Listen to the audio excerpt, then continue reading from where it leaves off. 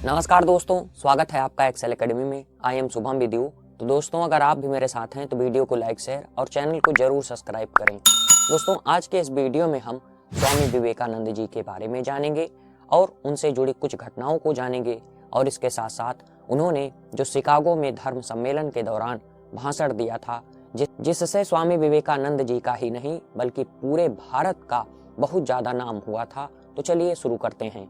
तो दोस्तों, विवेकानंद जी का जन्म 12 जनवरी 1863 को हुआ था और इसी दिन 12 जनवरी को आप जान रहे हैं कि राष्ट्रीय युवा दिवस मनाया जाता है। और सरकार ने 1984 को यह निर्णय लिया, अब 12 जनवरी को राष्ट्रीय युवा दिवस, नेशनल यूथ डे मनाया जाएगा। तो आइए अब जानते हैं इनके बारे में। तो साथियों, इनके बचपन का नाम नरेंद्र दत्त था और इनके पिताजी विश्वनाथ एक कलकत्ता हाई कोर्ट के प्रसिद्ध वकील थे और इनका जन्म एक बंगाली कायस्थ परिवार में हुआ था। इस समय इनका परिवार एक ठीक ठाक समय में था क्योंकि इनके पिताजी स्वयं वकील थे और इनको ज़्यादा आर्थिक समस्या नहीं थी। लेकिन उसके बाद भी विवेकानंद जी भिखारियों को दान देते थे और इनके पिताजी स्वयं दूसरों की मदद करते थे। तो एक बार एक व्यक्ति ने इनसे पूछा कि आप इन लोगों को दान क्यों देते हैं। तब इन्होंने कहा कि आप इस बात की चिंता क्यों करते हैं कि जो मैंने इस व्यक्ति को दान दिया उससे माना इस व्यक्ति ने गांजा ही खरीद लिया तो इससे यही व्यक्ति प्रभावित होगा, लेकिन अगर यह चोरी करने लगा या फिर इससे भी ज्यादा बुरा कुछ करने लगा तो इससे पूरे समाज पर प्रभाव पड़ेगा। ऐसी सोच थी स्वामी विवेकानंद जी की। अभी और बहुत सी कहानियां हम आप देखने वाले हैं। इसके बाद दुर्गाचरण दत्त जो कि विवेकानंद जी के दादा थे, वे कई भाषाओं के ज्ञानी थे, काफी विद्वान इंसान थे और इसके साथ साथ उन्होंने 25 वर्ष में ही अपने घर को त्याग दिया था और एक सन्यासी साधु बन गए थे। तो इनके लिए साधु बनना कोई नई बात नहीं थी। इनके परिवार में ही इनके दादा ही स्वयं साधु बने हुए थे। अब यहाँ इनकी जो माताजी हैं, इनकी भी बहुत ज्यादा भूमिका है। इनकी माताजी एक धार्मिक प्रवृत्ति की महिला थी और डेली जो है कि अधिकांश समय भगवान शिव की पूजा में व्यतीत होता था और जब शाम होती थी तब इनकी माताजी इनको बहुत सी धर्म कहानियां सुनाया करती थी, जिसका प्रभाव इनके मन और मस्तिष्क पर बचपन से ही पड़ता रहा।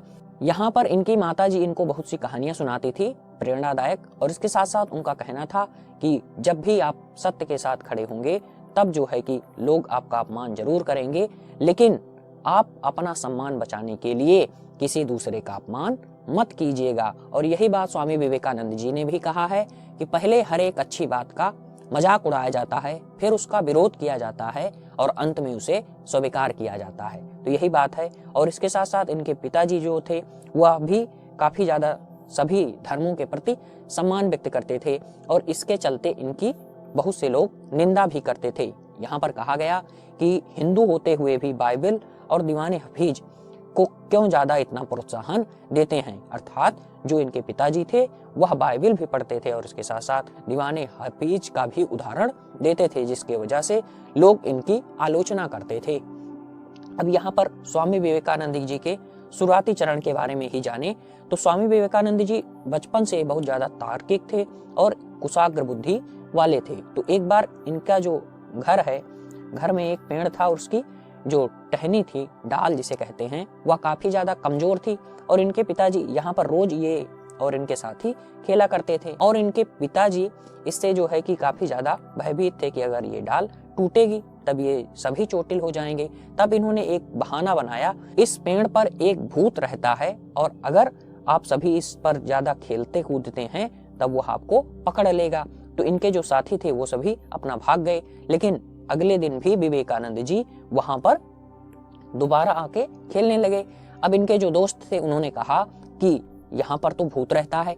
तब उन्होंने कहा कि आज तक अभी तक जो है कि हम सभी खेलते थे तब तो भूत नहीं था, ये पापा हम सबको बेवकूफ बना रहे हैं। और जब इन्होंने ऐसा किया तो ऐसा करके अपने बचपन से ही इन्होंने जो एक परंपरावादी प्रक्रिया थी, आडंबर था और जो ये टोना टटका वाली बात थी, भूत प्रेत वाली बात थी, इसका खंडन किया। तो यहाँ पर इसीलिए मैंने इमोजी भी बना दिया और सर्च वाला इमोजी भी लगा दिया।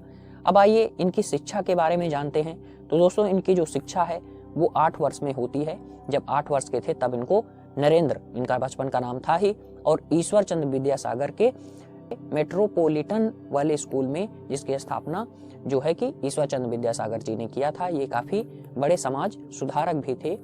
यहाँ पर इनका जो है कि अध्ययन होता है और इनकी प्रतिभा के बारे में बताया जाता है कि ये शुरू से ही इतना ज्यादा प्रतिभावान थे कि जो प्रेसिडेंसी कॉलेज था उसकी प्रवेश परीक्षा में इन्होंने प्रथम अंक हासिल किया था। अब इसके बाद इनकी जो और आगे कहानी बढ़ती है तो एक बार जो है इनकी मुलाकात किससे होती है, इनके गुरुदेव जिन्होंने इनको स्वामी विवेकानंद जी ने अपना आध्यात्मिक गुरु माना, उनका नाम था रामकृष्ण परमहंस। तो स्वामी जी की सबसे एक ज्यादा पूछे जाने वाले प्रश्नों में एक प्रश्न था कि क्या आपने भगवान को देखा है। तो जब इनसे ये मिलते हैं अपने गुरु रामकृष्ण परमहंस जी से, तब भी यही प्रश्न इनसे करते हैं। तब इन्होंने उत्तर दिया कि हाँ, मैंने देखा है, जबकि तुमको जैसे देख रहा हूं ऐसे ही देखा है और इससे भी स्पष्ट देखा है। इसके साथ साथ बताया जाता है कि रामकृष्ण परमहंस जी को माता काली जी के दर्शन होते थे, ऐसा बताया जाता है। आइए इनके शिक्षा के विषय में जानते हैं। तो इन्होंने कहा कि हमें ऐसी शिक्षा चाहिए जिससे चरित्र का गठन हो, मन का बल बढ़े और बुद्धि का विकास हो और व्यक्ति स्वावलंबी बने। ये जो है मैकाले की जो शिक्षा व्यवस्था थी उसके विरोधी थे और इनका कहना था इससे केवल बाबू ही बनेंगे, समाज में एक स्वावलंबी और आत्मनिर्भर व्यक्ति नहीं बनेंगे। तो यही बात इन्होंने कहा। और यहाँ पर जैसे कि अंग्रेज हमें आपको जब गुलाम बनाए थे, भारत को गुलाम बनाए थे, तब उनका कहना था कि जो भारतीय हैं वे असभ्य हैं, पढ़े लिखे नहीं हैं। भारतीयों के विषय में इन्होंने यही कहा। और यहाँ पर एक प्रमुख बात मैं आपको बताना चाहता हूं कि वारेन हेस्टिंग जो कि गवर्नर जनरल था, उसने कहा यूरोप और भारत में अगर तुलना की जाए तो भारत के लोग पढ़ने लिखने इसके साथ साथ अंक गणित में यूरोप के देशों से काफी ज्यादा अच्छे हैं। तो ये बात कौन कह रहा है? Warren Hastings. लेकिन यहाँ पर कुछ कमियां तो थी ही, ऐसा नहीं है। जैसे कि मैं स्वयं कहता हूं कि जो कमियां हैं उन्हें सरलता से स्वीकार किया जाए, जो गलतियां हैं उन्हें सरलता से स्वीकार किया जाए और जो कमियां हैं उनको सुधारा जाए। तो ऐसा नहीं था कि हम जो है कि हमारी शिक्षा व्यवस्था एकदम से चौपटाचार वाली थी, ऐसा नहीं था। और जब हम जो है कि प्राचीन भारत में अध्ययन करेंगे तब वहाँ पर नालंदा और तक्षशिला जैसे विश्वविद्यालय थे जहाँ विश्व के जितने भी स्टूडेंट होते थे वो सब पढ़ने आते थे। तो ऐसी बातें नहीं थी, लेकिन यहाँ पर कुछ कमियां तो थी ही, लेकिन ऐसा नहीं है कि जैसा इन्होंने गढ़ दिया कि एकदम ये सब खराब थे, ऐसा नहीं था। तो यही बात इन्होंने कहा। इसके बाद एक दूसरी लाइन इन्होंने अंग्रेजों के प्रति यह भी कही थी कि अंग्रेज का बच्चा अपनी सोच के कारण सफल हो जाता है। जैसे इन्होंने कहा कि अगर आप अपने आप को कमजोर समझते हैं तब आप कमजोर होंगे, अगर आप अपने आप को शक्तिशाली समझते हैं तो आप शक्तिशाली होंगे, जैसा हम सोचते हैं वैसा ही हम बन जाते हैं। इनका एक प्रसिद्ध वाक्य यह भी था। और इन्होंने कहा कि अंग्रेज का बच्चा सोचता है कि पूरे विश्व में मेरी जो जाति है वह ऊंची है, उसका जो है कि सब जगह कब्जा है, इसी मैं तो उच्च जात का हूँ, सब कुछ कर सकता हूँ, ऐसी उच्च सोच के वजह से ही वह सफल हो जाता है। जबकि हम भारतीय कुंठा में जी रहे हैं। और हमें भी सोचना चाहिए कि हमारा जन्म एक ऐसे देश में हुआ है जहां पर जन्म लेने के लिए देवता तक तरसते हैं। तो हम ऐसे देश में जन्म पा करके कौन सा ऐसा कार्य है जिसे नहीं कर सकते। अब यहाँ पर इनकी जो प्रमुख कहानियां हैं उनके बारे में आइए जानते हैं, जो कि काफी ज्यादा प्रेरणा से युक्त हैं। तो यहाँ पर एक कहानी ये है कि इन्होंने कहा था कि जो फुटबॉल है उसको अगर आप खेलेंगे तब आप स्वर्ग के ज्यादा करीब होंगे गीता पढ़ने की तुलना में। तो ऐसा इन्होंने क्यों कहा, इसको अगर हम समझने की कोशिश करें तो क्या आपको ऐसा लग रहा है कि स्वामी विवेकानंद जो कि बात बात पर जो है कि गीता का उदाहरण देते थे और अपने साथ गीता सदैव रखते थे, फिर भी वो ऐसा क्यों कह रहे हैं? तो ये काफी विचार करने वाला प्रश्न है। तो उनके इस बात को कहने के पीछे एक ही बात थी कि जैसे कि स्वस्थ शरीर में ही स्वस्थ मन का और स्वस्थ दिमाग का निवास होता है। तो यहाँ पर इन्होंने कहा कि अगर आपका शरीर स्वस्थ है तभी आप जो है कि सही तरीके से अध्ययन कर सकते हैं। अगर पात्र अच्छा है तब उसमें पानी भी डाला जाएगा तब वह रुक जाएगा। अगर पात्र सही नहीं है, उसमें छिद्र है, उसमें कमियां हैं, तब अगर आप उसमें अमृत भी भर देते हैं तब भी वह खराब हो जाएगा। तो वही बात इन्होंने कही थी। तो ऐसा इन्होंने इसीलिए कहा कि अगर आप अपने आप को स्वस्थ रखते हैं तभी आप सभी बातों को जान पाएंगे। और आज के दौर में अगर हम देखें तो सभी व्यक्ति जानते हैं कि हमारे लिए क्या उचित है, क्या अनुचित है। इतनी जानकारी आज के दौर में सभी व्यक्ति को आज के प्रवेश में मिलती है, लेकिन हम उसे प्रयोग नहीं करते। इसीलिए तो कहा गया है कि अभ्यास के बिना ज्ञान भार के बराबर होता है। तुलसीदास जी ने भी कहा कि हित अनहित पशु पक्षी जाना, मानुष तन गुण ज्ञान निधाना। तो हित अनहित के बारे में तो पशु पक्षी भी जानते हैं, और जो मनुष्य का शरीर है वह तो ज्ञान से ही युक्त है। तो यहाँ पर इन्होंने इसी बात को कहा था। तो इस बात को हम समझ लिए। इनसे जुड़ी एक प्रमुख कहानी ये भी है। एक बार ये अपने आश्रम में सो रहे थे, तब एक व्यक्ति इनके पास आता है और कहता है कि मैं बहुत ज्यादा काम करता हूँ, अपने कार्य के प्रति बहुत ज्यादा निष्ठावान भी हूँ, लेकिन मुझे सफलता नहीं मिल रही है। तब स्वामी विवेकानंद जी ने कहा, ठीक है, ये जो मेरा कुत्ता है आप इसे कुछ दूर टहला कर आए, फिर मैं आपकी इस समस्या का समाधान ढूंढता हूँ। तब जब वह व्यक्ति कुछ पल के बाद वापस आश्रम में आता है, तब स्वामी विवेकानंद जी ने कहा कि ये कुत्ता जो है इतना हाँफ क्यों रहा है। तब उस व्यक्ति ने कहा, मैं तो सीधे चल रहा था, लेकिन यह कुत्ता चारों तरफ दौड़ता रहता था और किसी भी वस्तु को देखते हुए उसकी तरफ लपक पड़ता था, जिसकी वजह से यह इतना ज्यादा हाँफ रहा है। तब स्वामी विवेकानंद जी ने कहा कि तुम्हारी जो समस्या है उसका समाधान यही है कि तुम्हारे सामने मंजिल होते हुए भी तुम उसे प्राप्त नहीं कर पा रहे हो, क्योंकि तुम इधर उधर अपने लक्ष्य के प्रति दौड़ रहे हो। तो वही बात है कि लक्ष्य ना ओझल होने पाए, कदम मिलाकर चल, सफलता तेरे चरण चूमेगी, आज नहीं तो निश्चित कल। और इन्होंने एकाग्रता को लेकर भी यही बात कही थी कि एकाग्रता एक कला है जिसके आते ही सफलता निश्चित हो जाती है। तो इसने हमें यही प्रेरणा दी, हमें अपने लक्ष्य के प्रति समर्पित होकर एकाग्र होकर काम करना चाहिए। यही बात स्वामी विवेकानंद जी ने अपने वचनों में कहा कि एक विचार को अपना जीवन बना लीजिए, उसके बारे में सोचिए, उसके सपने देखिए, मस्तिष्क मांसपेशी शरीर के हर हिस्से को उस विचार में डूब जाने दीजिए, बाकी सबको किनारे कर दीजिए। यही सफलता का मूल मंत्र है। तो यहाँ तक की पूरी कहानी हम देख लिए। अब इसके बाद एक कहानी और जुड़ी है इनसे, वो है कि घोड़ा और गधा वाली। तो एक व्यक्ति ने इनसे पूछा कि जो भारत है वहां पर काले भूरे और कई रंग के व्यक्ति एक साथ कैसे रह लेते हैं। तब विवेकानंद जी ने कहा कि जो घोड़े होते हैं वो कई रंग के होते हैं लेकिन एक साथ रह लेते हैं, लेकिन जो गधे होते हैं वे जो है कि एक ही कलर के होते हैं, एक ही रंग के होते हैं, लेकिन साथ नहीं रह पाते। तब इससे इनका जो है कि अप्रत्यक्ष तौर पर ये किसे इंगित कर रहे थे, इनका संदेश जो कि नस्ल भेद के व्यक्ति हैं उन पर इनकी यह टिप्पणी थी, जो कि अपने आप को काफी उच्च मानते थे, गोरी चमड़ी वाले व्यक्ति थे। तो यहाँ पर ये कहानी भी हमने देख ली। अब इसके साथ साथ एक कहानी इनसे और जुड़ी है कपड़े और चाय को लेकर। एक व्यक्ति ने कहा कि जो आप इतने जो है कि विद्वान व्यक्ति हैं तो आपको टाई और सूट बूट ये सब पहनना चाहिए। तो इन्होंने कहा कि जो आपका कपड़ा है उसका निर्माण दर्जी करता है, जबकि हमारे कपड़े का निर्माण हमारा चरित्र करता है। तो यही बात इन्होंने कहा। और इन्होंने एक और लाइन और कही थी कि हजारों ठोकरें खाने के बाद अच्छे चरित्र का निर्माण होता है। और इसके साथ साथ एक कहानी ये है चाय से जुड़ी हुई। तो एक व्यक्ति और एक बार स्वामी विवेकानंद जी और एक व्यक्ति दूसरा था, वे दोनों चाय पी रहे थे। तब स्वामी विवेकानंद जी जो प्लेटी थी उसमें चाय अपना जो है कि डाल के पी रहे थे और वो व्यक्ति पूरा कप लेकर पी रहा था इस तरीके से। और स्वामी विवेकानंद जी प्लेटी थी उसमें जो है कि चाय डालते और पीते। तब उस व्यक्ति ने कहा कि आप इस तरीके से अभद्र तरीके से क्यों चाय पी रहे हैं। तब विवेकानंद जी ने कहा कि आपकी चाय झूठी है, जबकि मेरी चाय जो है कि अभी शुद्ध है, इसे कोई दूसरा व्यक्ति भी यूज कर सकता है। तो ऐसे जो इन्होंने जवाब दिए ये प्रेजेंस ऑफ माइंड का उदाहरण व्यक्त करते हैं। आशा करता हूँ ये कहानी आपको काफी ज्यादा रोचक लगी होगी। अब इसके बाद एक कहानी और इनसे जुड़ी है, वो है कि रेल यात्रा से। तो एक बार एक अंग्रेज और ये स्वामी विवेकानंद जी दो जन थे और रेल यात्रा कर रहे थे।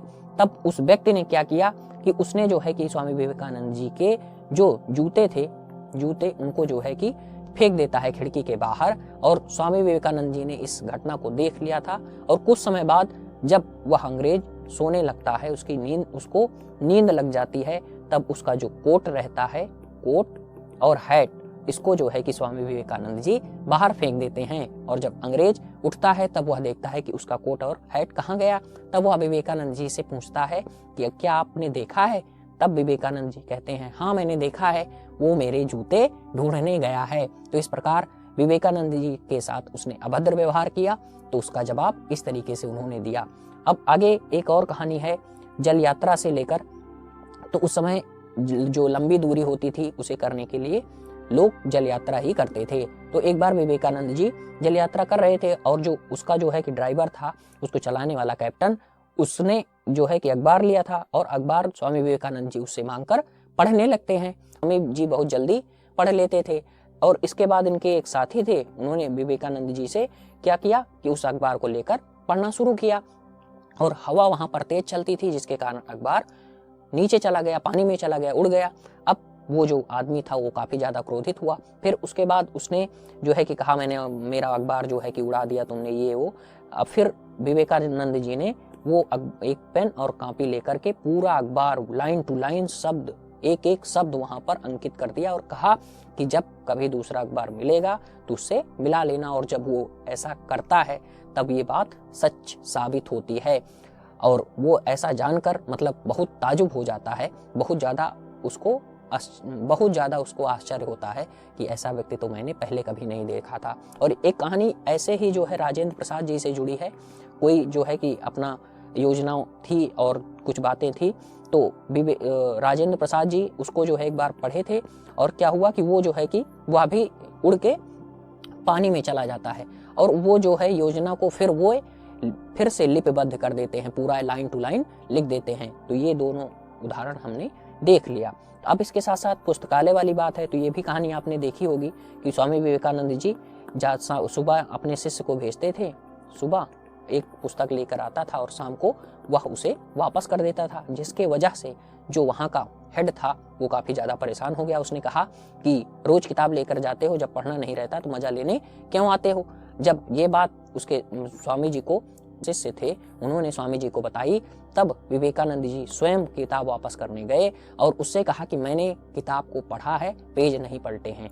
तब उसने टेस्ट लेने की सोची, तब उसने जो जो प्रश्न पूछा उसका जवाब तो छोड़िए, उन्होंने पेज संख्या तक बता दिया। तो ऐसी जो है कि अद्भुत बुद्धि थी स्वामी जी की।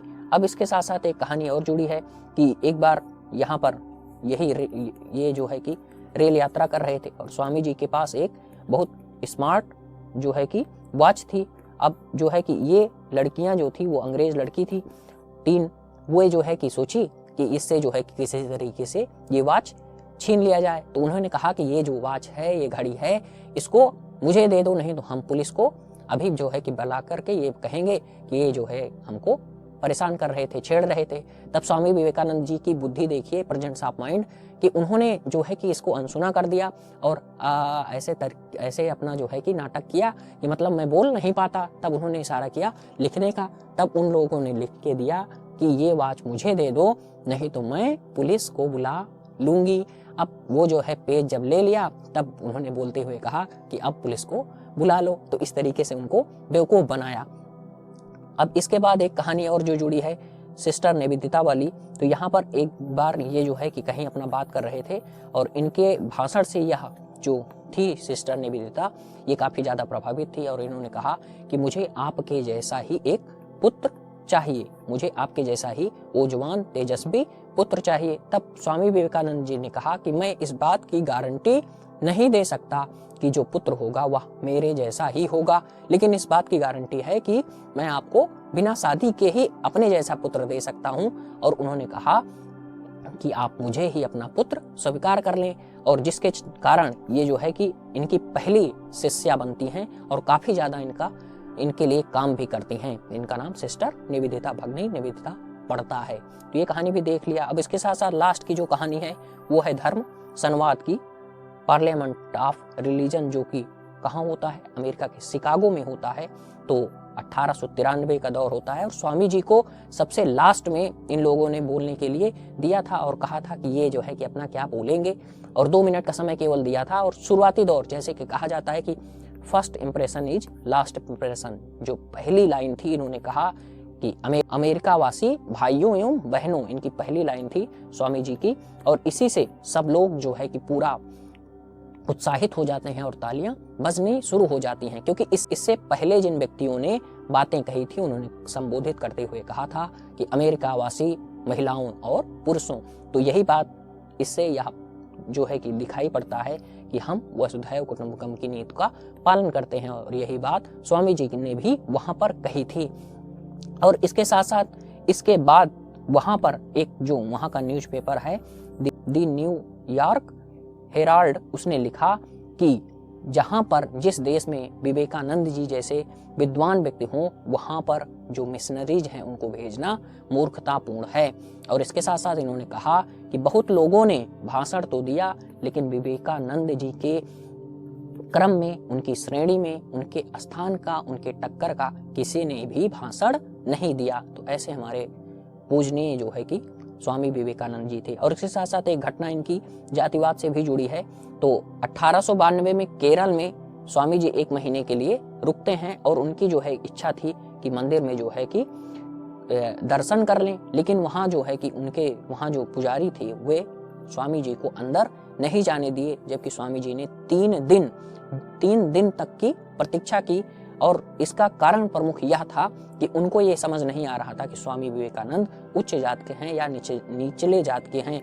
और यहाँ पर ऐसी मान्यताएं थी, उस समय ज़्यादा जोर थी कि जो उच्च जाति के व्यक्ति हैं वही मंदिर में प्रवेश कर सकते हैं, और इसके साथ साथ जो निम्न जात के लोग हैं उनको मंदिर में प्रवेश नहीं दिया जाता था। सबरीमाला वाद वाला जो मामला था वो यहीं पर था, महिलाओं को अंदर नहीं जाने दिया जाता था। और यहाँ पर बहुत ज़्यादा जो दक्षिण भारत है, दक्षिण भारत, वहाँ पर सबसे ज़्यादा आपने देखा होगा कि जात को लेकर आंदोलन किया गया। उसके पीछे अगर एक तर्क जल्दी से मैं आपको बताना चाहूँ तो जो इंडियन सोसाइटी है तो हम वहाँ पर पढ़ते हैं कि 3 थे। कौन कौन? यहाँ पर बताया जाता है ब्रह्म, क्षत्र और वैश्य। तो 3 थे। तो यहाँ पर क्या था कि ये जब तीनों एक थे तब उतना ज़्यादा प्रॉब्लम नहीं थी। अब फिर यहाँ पर क्या होता है कि अन्य क्षेत्रों की अपेक्षा दक्षिण की ओर ब्राह्मण ज्यादा खिसक जाते हैं, और जब ब्राह्मण खिसक जाते हैं और ये दोनों यहीं रह जाते हैं, जिसकी वजह से ऐसा बताया जाता है समाजशास्त्रियों के अनुसार कि ब्राह्मण इन लोगों के जो नीचे जात के लोग थे इनके प्रति ज्यादा कठोर हो जाते हैं। और यही बात है जिसका अध्ययन हम इंडियन सोसाइटी में ज्यादा विस्तार से करते हैं। तो आशा करता हूँ ये जानकारी आपको काफी ज्यादा रोचक लगी होगी। स्वामी जी ने केरल में व्याप्त जातिवाद और छुआछूत जो कि काफी ज्यादा था, जबकि पूरे भारत में यह था, ये तो सत्य है, लेकिन दक्षिण भारत में यह कुछ ज्यादा था, जिसका कारण मैंने आपको जल्दी से बताने की कोशिश की। तो यहाँ पर इसी के चलते इन्होंने केरल को पागल खाना कहा था। तो आशा करता हूँ ये जानकारी आपको काफी रोचक लगी होगी। तो इस जानकारी को अपने दोस्तों के साथ जरूर शेयर करें, और हम मिलते हैं किसी नेक्स्ट वीडियो में, और चैनल जरूर सब्सक्राइब करें।